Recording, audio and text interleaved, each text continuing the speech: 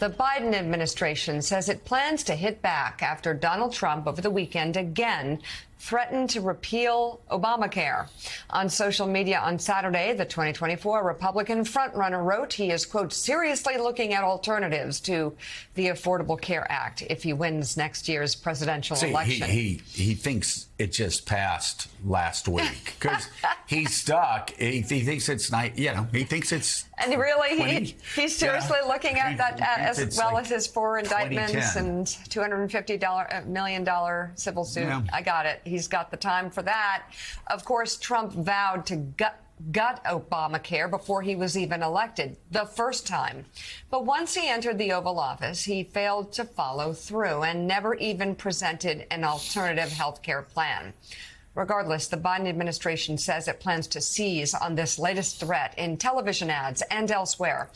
No tactic is out of the question, a campaign advisor tells NBC News, adding that they'll present Trump's plan as part of a, quote, deeply historically unpopular agenda on which Republicans are running. And Republicans have never had an alternative to Obamacare. Never. It's pretty remarkable. I mean, the debate was in 2009. I think they passed it in 2010.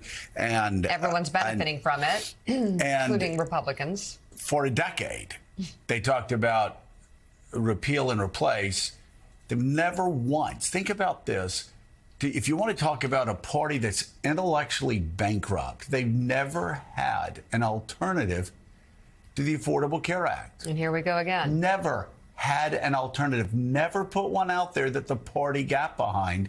And that's just the opposite. When in the 1990s, there was a debate about the Clintons and health care.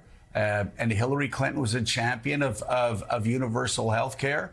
Republicans came out. They had about 5-6 different plans that they were debating. Democrats had their own alternatives.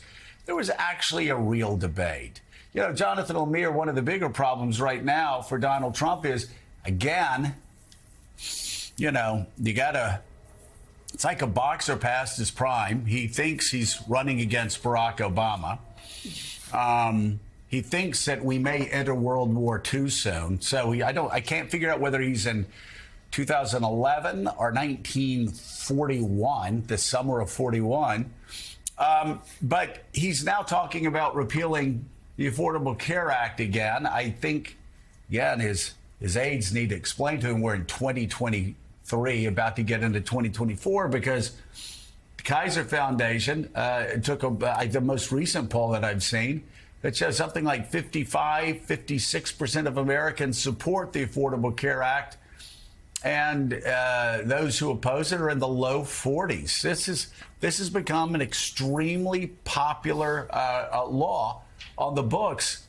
And once again, Donald Trump going back in time with his Wayback Machine, picking the wrong side on yet another issue. Yeah, well, let's remember Trump did try to repeal Obamacare in 2017 when the Republicans controlled the House and the Senate. It was the effort that was defeated by John McCain and others. McCain's famous thumbs down on the Senate floor defeated that effort, and the Trump White House never really revisited it. But even then, when they were trying to take away Obamacare, they never had a replacement plan. It would all, when it's coming? In 2 weeks.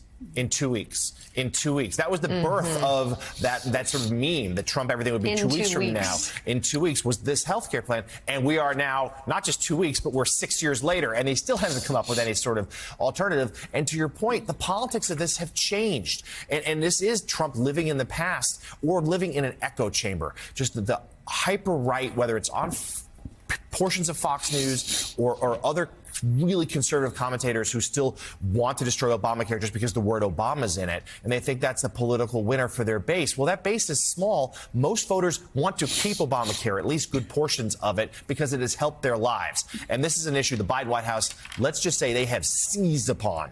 And the Biden campaign in the last 24 hours has organized a number of calls. We're going to hear from Nancy Pelosi later today on this issue as a Biden campaign surrogate, Joe. They feel like this is another issue, along with abortion, along with Trump's dangerous rhetoric, where they can, and his threat to democracy, where they can paint Trump and the Republicans as extreme and out of step.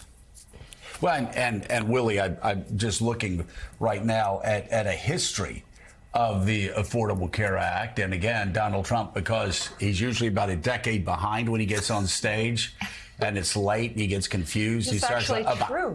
Obama. He starts stammering around like that and talking about starting World War II and start talking about Erdogan running Turkey or actually Erdogan does run Turkey, talking about Orban running Turkey and Erdogan running Hungary. It gets all very confusing. Hezbollah but here is smart. There's all kinds of stuff. Yeah. Oh my yeah, God. Hezbollah is smart. President Xi, brilliant. Kim Jong-un, love letters. It's all very confusing for Donald Trump. He's sort of in this. I don't know actually why he's so confused about everything. But you look at the history and you actually see that over the past 12 years or so, the approval ratings for the Affordable Care Act have gone up from like 48% in 2010 to 62% in 2023. This is, again, it's a very popular law. It is very popular, and as John alluded to, Republicans owned Washington from January of 2017 to January of 2019. If they actually meant that they were going to repeal and replace Obamacare, they had plenty of time to do it. It also raises the question, Joe, of why he keeps leaning into these issues that are harmful to him and his chances to become president of the United States. We can talk about Obamacare, the Affordable Care Act, how popular it is, him saying again and again, I am the man single-handedly who got rid of Roe versus Wade. The issue of abortion, obviously not a good one for him if he seeks re-election. Also, leaning into the fact that he tried to overturn the government in 2020. He's talking about how he's going to free the January 6 rioters, that he still believes he won. That was not popular during the midterms last year. It was not popular again this fall. So he keeps going to places that, as John said, Joe Biden and their campaign is very happy for him to go. Let's bring